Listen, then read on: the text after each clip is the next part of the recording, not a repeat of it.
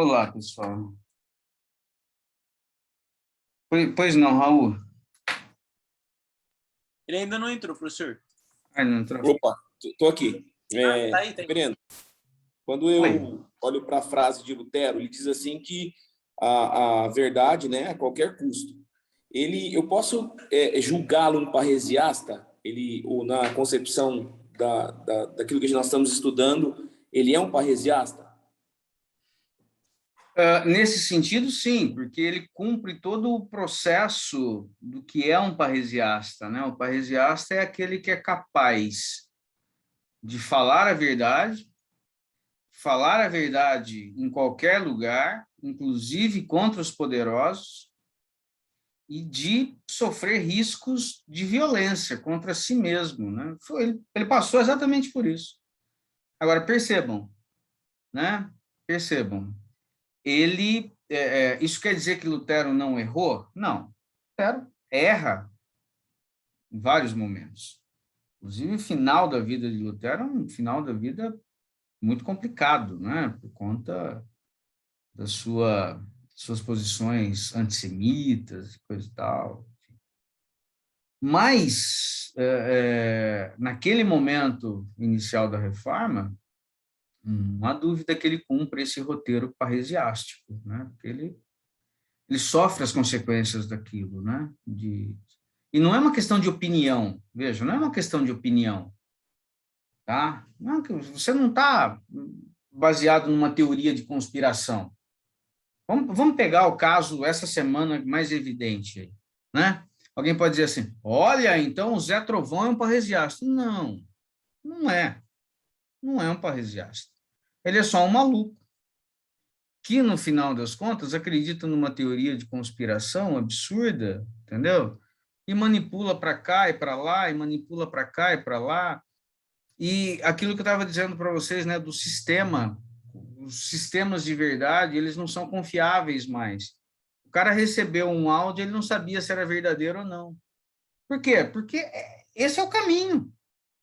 Esse é o caminho, ou seja, você vai destruindo todas as possibilidades. Então, ou seja, faltou ele pedir um áudio auditável e impresso, né? Talvez ele conseguisse, né, ali saber que era verdadeiro, para desmobilizar a categoria. Então, ou seja, não é desse maluco que eu estou falando, não é desse tipo de gente que eu estou falando, porque ele não tem o que ele pensa não está indexado à razão, não está indexado à verdade. E aí não é uma questão de opinião, né? Porque, veja só, ele está partindo da ideia de que há um regime comunista, porque não sei o quê, eu luto contra isso, ele luta contra tudo, depende da semana também, né? Agora o foco é STF. Eu luto contra Alexandre de Moraes, contra a balbúrdia, e aí quando acaba a argumentação, eu luto pela família. Não, na verdade você luta pelo seu próprio capital político, porque você não era ninguém e, de repente, você passa a ser alguém, e aí, por essa parcela da bolha, passa a ser visto como um herói da resistência, né? Cara, não é desse tipo de gente que a gente está falando. Está falando de gente compromissada com valores consagrados, né? É por isso que eu estou dizendo para vocês que, para o pastor, é muito mais fácil ser um parresiasta. Ele sabe por quem luta e quais são as causas que ele deve lutar. As causas dele não são causas políticas, né? Atravessam o aspecto político, mas não são causas políticas. Lutero não estava lutando pela burguesia europeia. Lutero não estava lutando, né, pelos príncipes. Ele vai precisar dos príncipes em algum momento. A causa dele é religiosa. A causa dele é uma causa sagrada. É isso que eu quero que vocês pensem, né? A nossa luta não é contra sangue, não é contra carne. Então, quando eu começo a misturar as coisas e saio do meu terreno e quero me meter em coisas que eu não conheço, aí vira essa balbúrdia toda que a gente está vendo aí. E um monte de pastor enganado, né? Um monte de pastor enganado, sabe? Defendendo, precisamos Eu sei porque essa pauta é tão importante, né, para os religiosos. Porque o sujeito defende as pautas da família, porque senão, se não tivermos isso, a esquerda vai fazer com que as nossas crianças... Gente, que maluquice é essa? Que maluquice é essa? Não é? Primeiro, discutir questões de gênero não significa só discutir questões de homossexualidade. Tem questões da mulher, questões, né? E outra, essa pauta, né, mais ligada à sexualidade, ela entra recentemente no campo progressista. Faça uma investigaçãozinha histórica básica e veja como era a vida dos homossexuais em Cuba, como era a vida dos homossexuais na União Soviética, o que Stalin fez com... Então, vocês dizem, os comunistas... Os comunistas históricos perseguiam também... Dá uma olhada na vida dos homossexuais na Rússia do Putin, né? A vida dos homossexuais na China, na Coreia do Norte. Então, calma, não é essa neurose toda, né? Mas eu sei que se reduz o fenômeno, se mente, se mascara, e se aquilo faz sentido, melhor ainda, né? E aí, então, se propaga uma série de mentiras. E é difícil chegar à verdade, porque a verdade, é isso que eu estou dizendo para vocês, é uma construção, a gente tem que explicar, a gente tem que, né, gastar tempo, mas isso faz parte. Faz parte. Então, eu diria que Lutero é, sim, um parresiasta, Raul. Tá bom? Ô, professor, o Oi. apóstolo Paulo lá, quando ele fala lá na carta 1 Coríntios que ele não usa a palavra de retórica, de persuasão, ali na época ele estava indo contrário esses retors aí mesmo ou não? Tem lá em... Muito provavelmente. Paulo é outro parresiasta, né? Paulo é outro parresiasta. Paulo não vai tergiversar nunca. Nunca.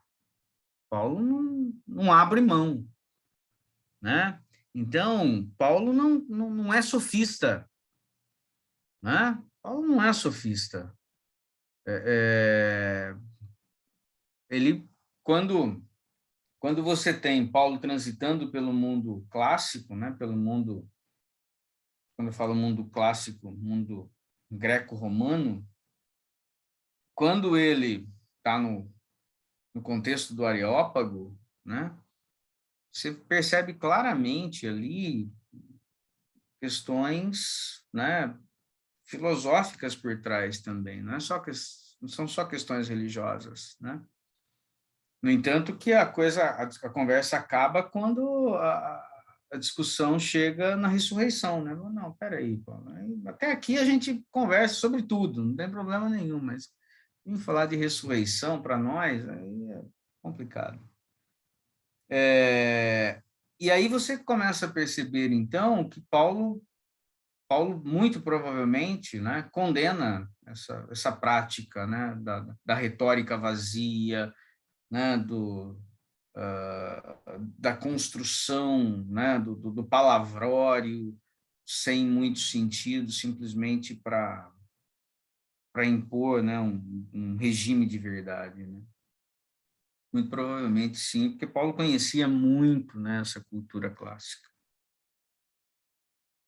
E Paulo é um sujeito híbrido, né, porque ele conhece a cultura clássica muito bem, a tradição greco-romana muito bem, conhece a tradição judaica muito bem. Quando ele quer fazer interpretações, ele é um midrashista, né? Paulo faz midrash o tempo inteiro, porque a gente não explora essas coisas, mas Paulo é um midrashista, né? Conhece a escola Halaká, a escola Haggadah, e usa isso, né? Agora, quando ele quer também fazer uso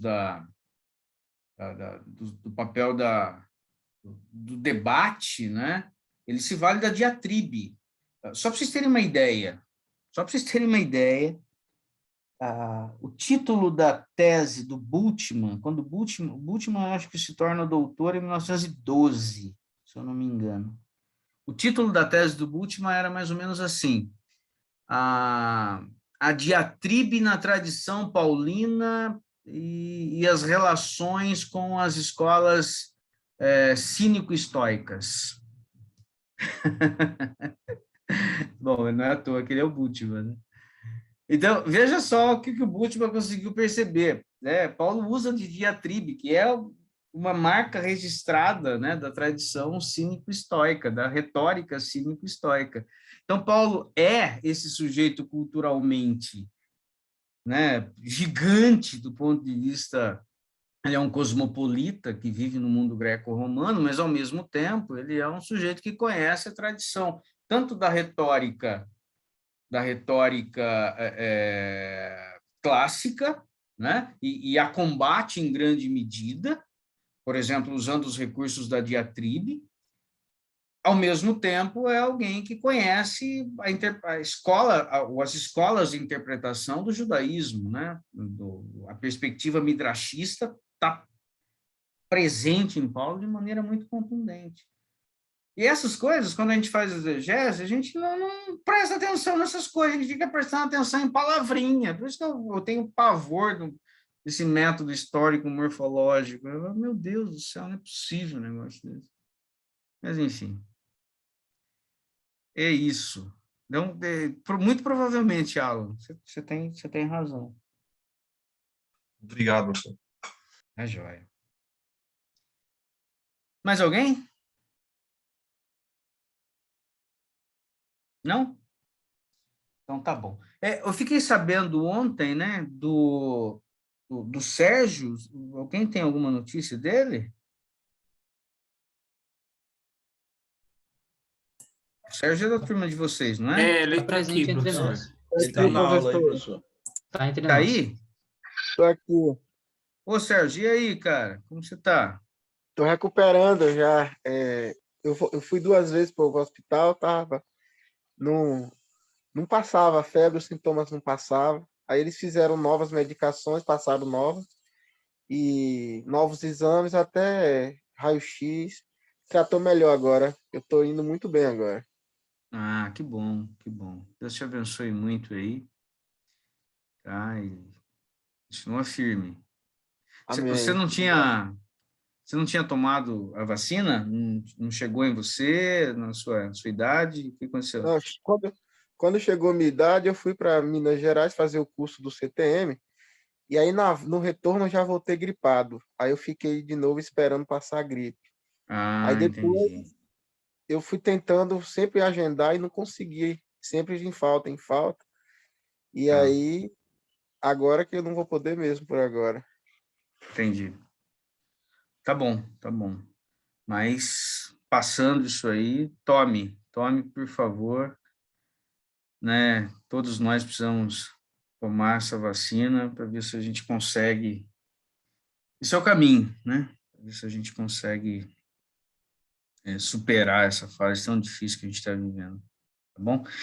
Vamos terminar a nossa aula com uma oração. O Nisvaldo, ora por nós, né?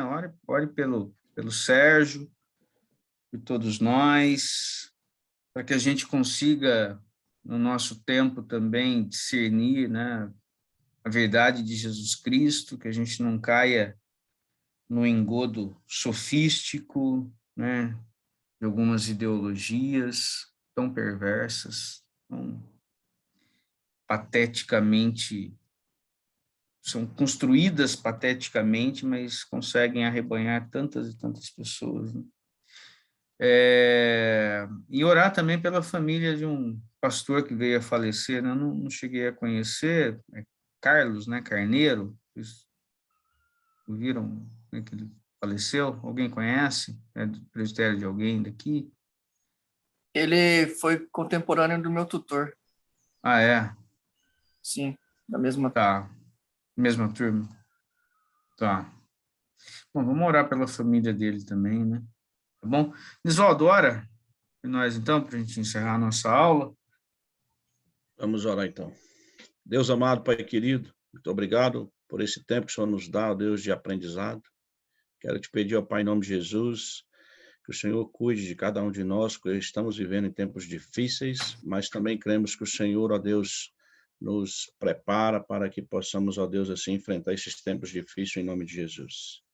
Quero te pedir, ó Pai, que o Senhor cuide do Sérgio, o Senhor, com a sua mão poderosa, possa, ó Deus, estar aplacando ali todos os sintomas do vírus e que o Senhor, ó Deus, dê a ele força para suportar esse tempo aí, ó Deus, de doença. Quero te pedir, ó Deus, que o Senhor também esteja, ó Pai, com a família do pastor Carlos, conforte os corações diante da perda e que o Senhor, ó Deus, dê a eles a visão de que sempre eles estão guardados, protegidos pelo Senhor. Obrigado por este dia, obrigado por cada um dos meus colegas aqui. O Senhor abençoe também a vida do professor. Em nome de Jesus, isso é que nós oramos e agradecemos. Amém. Amém. Tá bom, legal. Então, pessoal, então, o segundo grupo hoje posta, né, o vídeo. Peço que me mandem o link, tá? E aí eu disponibilizo lá no Classroom. Peço que vocês assistam ao primeiro vídeo, assistam esse de hoje também. Semana que vem a gente volta e aí a gente continua com as nossas aulas e com as postagens dos vídeos, tá bom? É isso. Não vou tomar mais tempo de vocês, não. Estou vendo todo mundo aqui, né, os participantes. A gente estava com 31. Então, fiquem tranquilos, eu vou dar presença aqui. Beleza?